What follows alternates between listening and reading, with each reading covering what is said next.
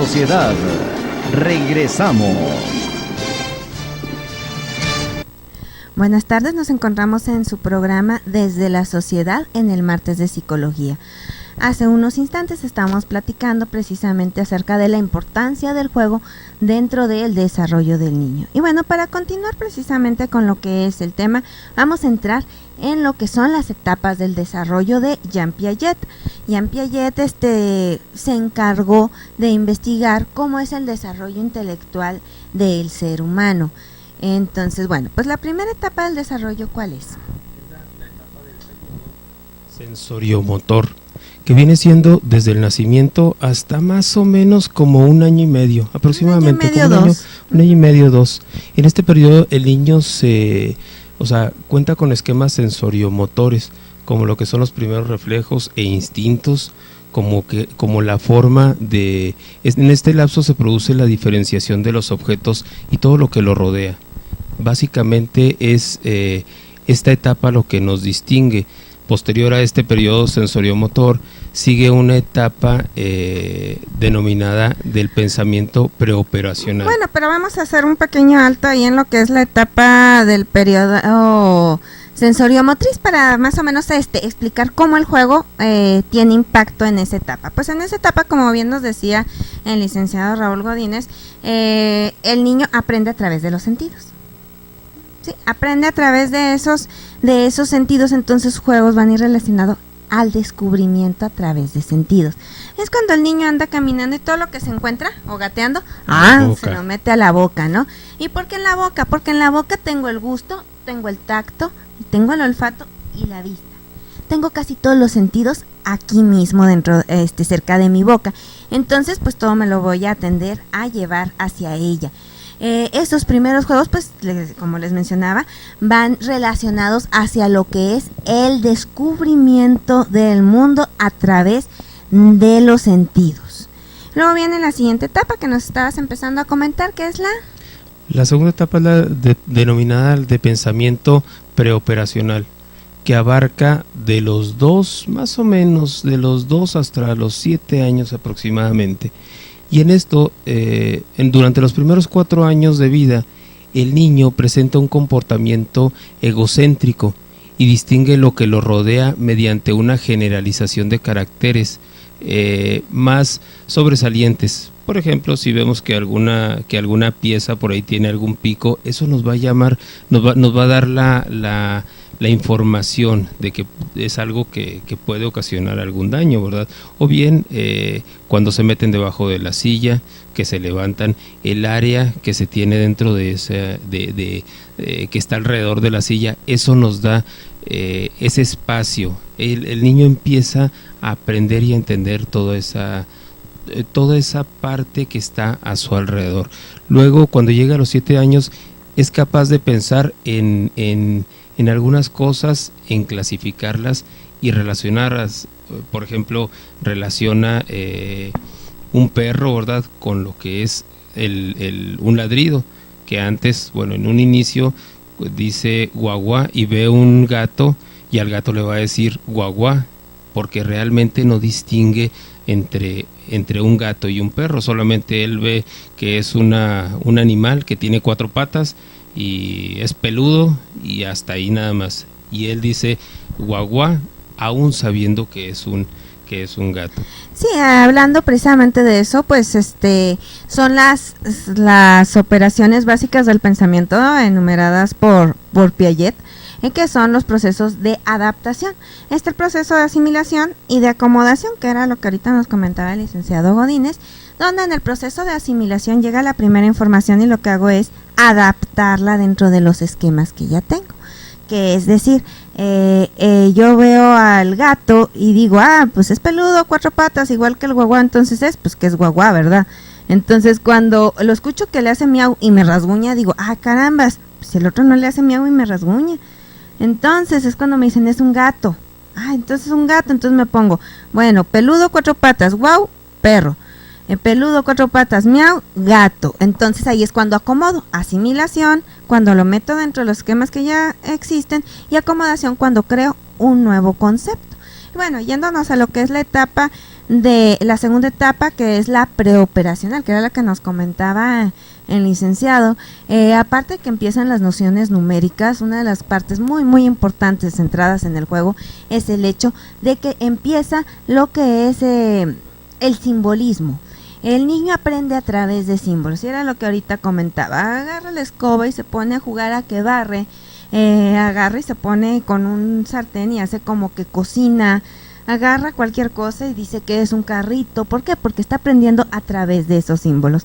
A través de esos símbolos él va creando los estereotipos, como que mamá hace esto, papá hace esto, el bombero hace esto, el doctor hace esto otro.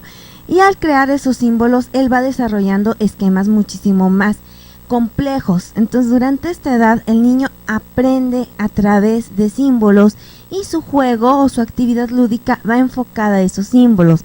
Como les digo, es cuando juegan al doctor y se están auscultando, es cuando juegan a la comidita, es cuando juegan a la tiendita.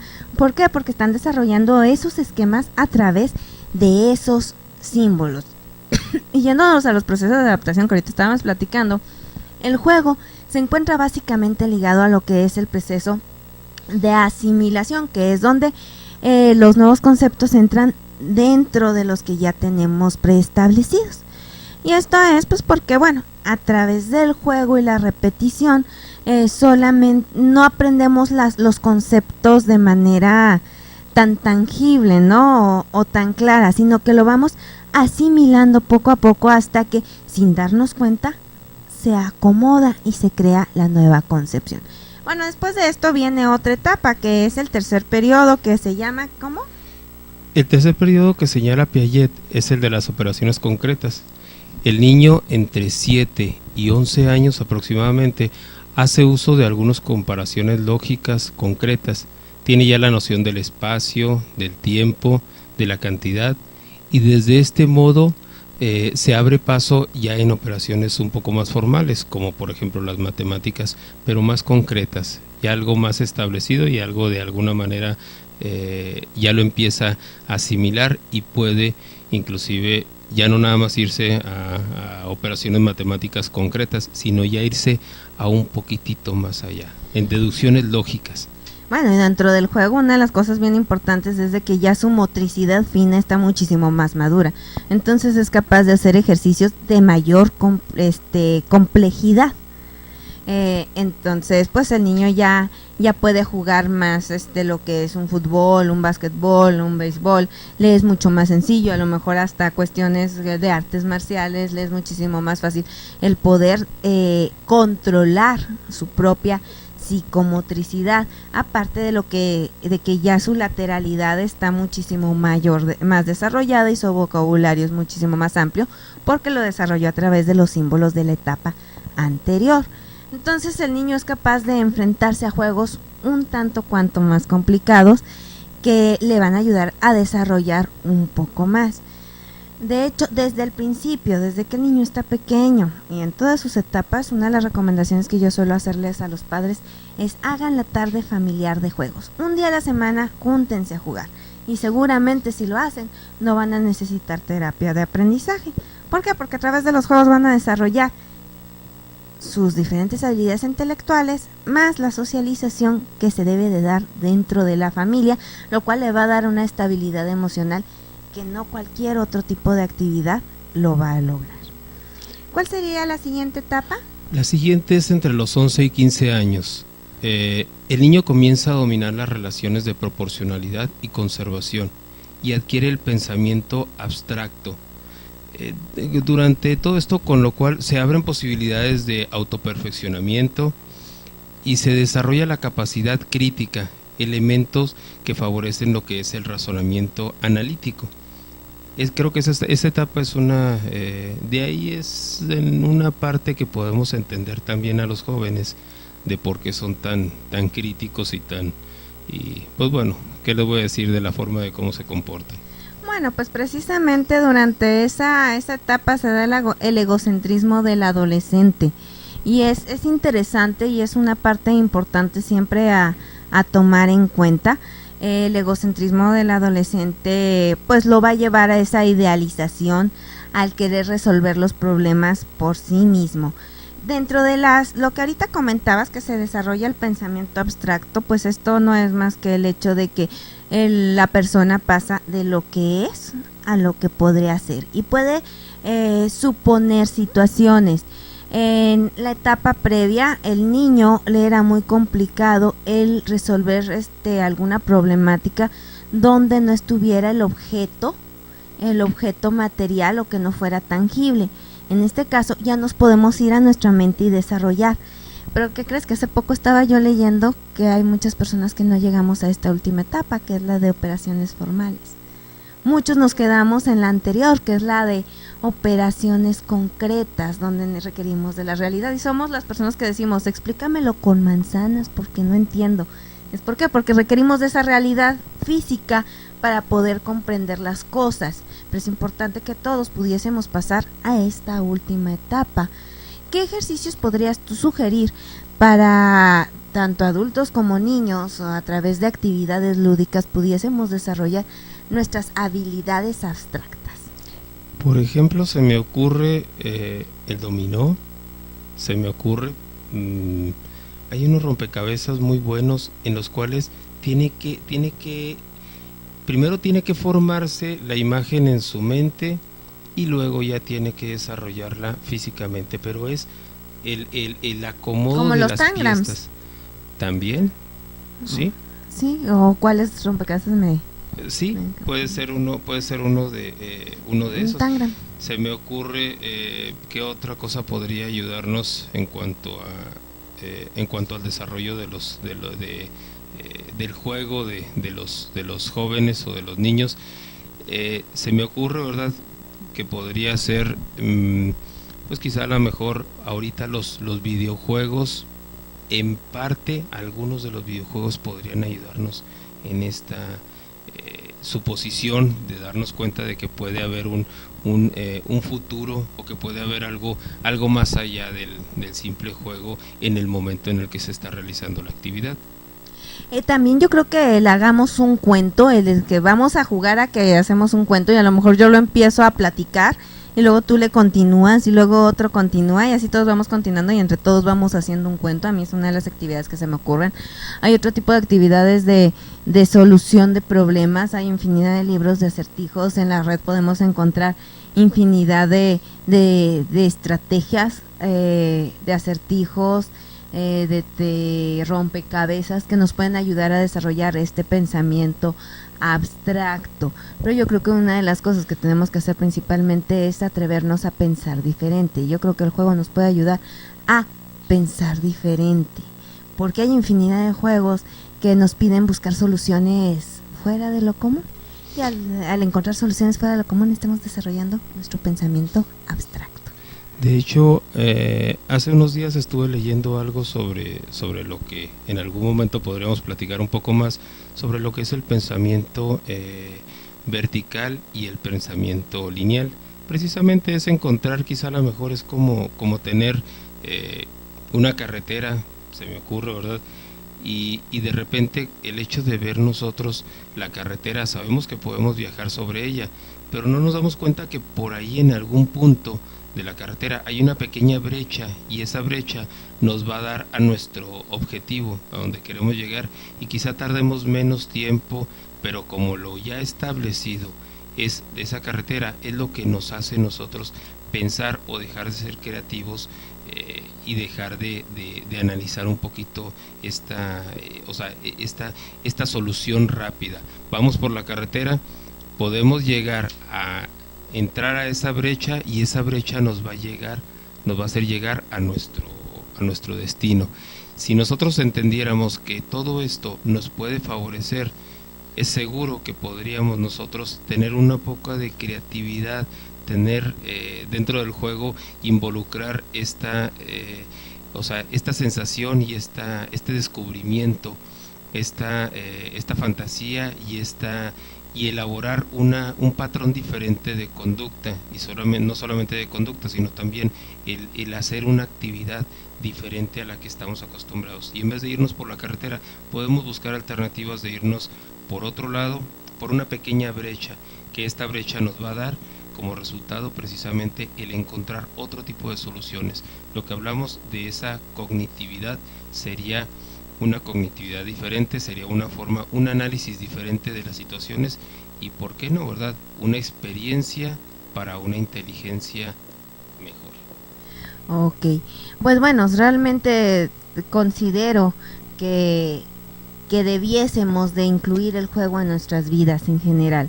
Yo recuerdo muy bien, a mí me queda ese recuerdo de mi infancia muy, muy importante, cuando mi padre, bueno, mi familia en general viajábamos por carretera.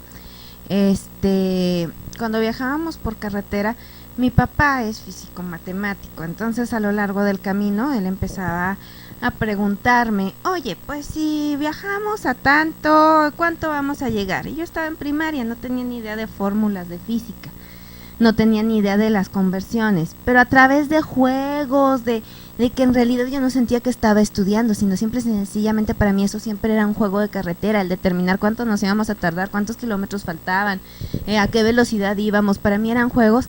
Empecé a aprender física y a comprenderla sin estar dentro de un salón de clases, cosa que pues a los niños les ayuda el aprender sin darse cuenta que están aprendiendo, pero es cuestión de decidirnos a querer hacerlo. Como lo decía Fabián Mariotti, para poner actividades de juego y enseñar a los demás a jugar, lo primero que tenemos que hacer es empezar a jugar nosotros. Entonces tenemos que empezar a permitirnos el jugar, el participar en dinámicas, el participar en actividades de tipo más lúdicas, menos estructuradas, que nos lleven a volver a desarrollar esa creatividad y ese deseo de jugar, de crecer, ese deseo de compartir con los demás que ya no se nos da, que ya no solemos tener. Y pues los maestros, perderle el miedo. Realmente el niño no te va a dejar de ver como maestro porque juegues con ellos, al contrario, a lo mejor te ganas aún más respeto por parte de ese niño. La creatividad entonces es el resultado de una combinación de procesos o atributos que son nuevos para precisamente el creador.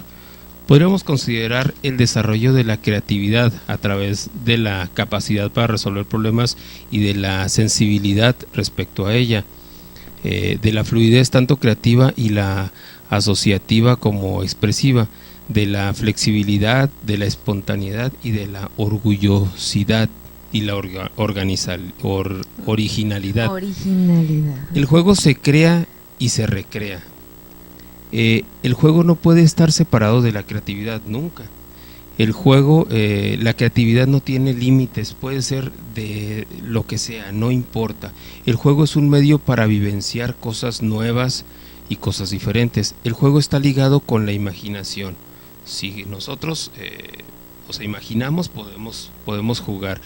Un grupo creativo lleva a un juego que tenga variaciones según las propias necesidades del mismo juego, o bien cuántas veces nuestros niños o nuestros jóvenes toman un juego y lo modifican. Eso es parte de una creatividad y es parte del mismo juego. Sí, no, lo van modificando de acuerdo a sus necesidades, a sus capacidades, a lo que tienen en el momento, porque a lo mejor no cuentan con todos los elementos para hacer los juegos, pero aún así se atreven a jugarlo. No es como nosotros los adultos que esperamos a que estén todas las condiciones perfectas para empezar a hacer las cosas. Ellos las empiezan a hacer con lo que hay y cómo se puede. Yo creo que eso es una limitante que ellos se han quitado, no tienen todavía, nosotros nos hemos puesto. Y aprenden sobre todo, aprenden que cuando, con lo que tenemos es con lo que tenemos que trabajar. Y precisamente si hablamos de eso, ¿qué pasa con nuestras habilidades cognitivas o nuestra inteligencia? No es producto de nuestras necesidades. Y creo que eso nos puede ayudar también a poder ser más creativos y también, ¿por qué no?, ser un poquito más, desenvolvernos más bajo lo que tenemos, que creo que parte del esquema que se tiene a nivel mundial es ¿qué es lo que hace el mexicano? Con una piedrita y con un alambre puede solucionar todo, pero esa piedrita y ese alambre son nuestras necesidades, es lo que nosotros tenemos para poder solucionar un problema, y esa creatividad es lo que nos da como resultado ser lo que somos y cómo nosotros somos conocidos en en muchos lugares. Bueno, ya para concluir, algo que desees agregar al tema. Pues creo que lo importante es, hay que jugar con nuestros hijos, con nuestra esposa, con nuestro esposo, con nuestros amigos, con nuestros familiares, jugar y darnos cuenta de que el juego nos va a dar como resultado un crecimiento y una cuestión muy positiva, no solamente en el aspecto del hogar, en el aspecto de la persona y en el aspecto social nos va a ayudar muchísimo. Creo que es lo que puedo aportarles y pues es lo mejor que podemos hacer. Y por lo pronto vámonos a jugar un rato. Vámonos a jugar. Bueno, por mi parte, dentro de lo que son mis conclusiones, considero que debemos de retomar el juego como una parte primordial, como un elemento principal dentro de la educación de nuestros hijos. Permitirles y buscar las opciones para que ellos puedan convivir con otros niños en actividades lúdicas que no sean manejadas por alguien más que por los niños, para que aprendan ellos mismos a desarrollar reglas, a poner límites, a seguir esos mismos límites, a empatizar con sus compañeros, a socializar y a tener ese contacto humano que actualmente ya no se da.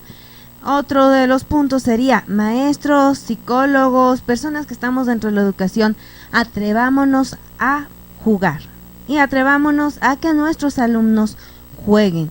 Tengan por seguro que si buscáramos meter más actividades lúdicas dentro de lo que son nuestras actividades de aprendizaje, los muchachos, los jóvenes, los niños, los adultos aprenderían muchísimo más. Y la otra es, me faltan dos. Otra es, atrevámonos a jugar. El jugar nos va a liberar de estrés, de ansiedad, de angustias, de depresión. Nos va a hacer felices. Vamos a disfrutar y ver la vida de otra forma. Darnos ese tiempo donde agarramos los tacones y los dejamos a un lado, nos quitamos las corbatas y volvemos a ser niños y volvemos a ensuciarnos y volvemos a ser capaces de expresar esas emociones, dar esas muestras de cariño que hace mucho tiempo no nos atrevemos a dar. Y finalmente, en familia, démonos esa hora semanal familiar. Una hora semanal no es realmente mucho, donde tomemos juegos de mesa, donde tomemos diferentes actividades que nos ayuden a convivir, a acercarnos y a desarrollar esas habilidades que son más complicadas de desarrollar. Saquemos el rummy, saquemos el dominó, saquemos el juego de caras y gestos y hagamos de esa noche familiar una convivencia inigualable que nadie se quiera perder y que haga que nuestra familia sea muchísimo más unida. Finalmente, pues bueno, nada más recomendarles el trabajo de Fabián Mariotti,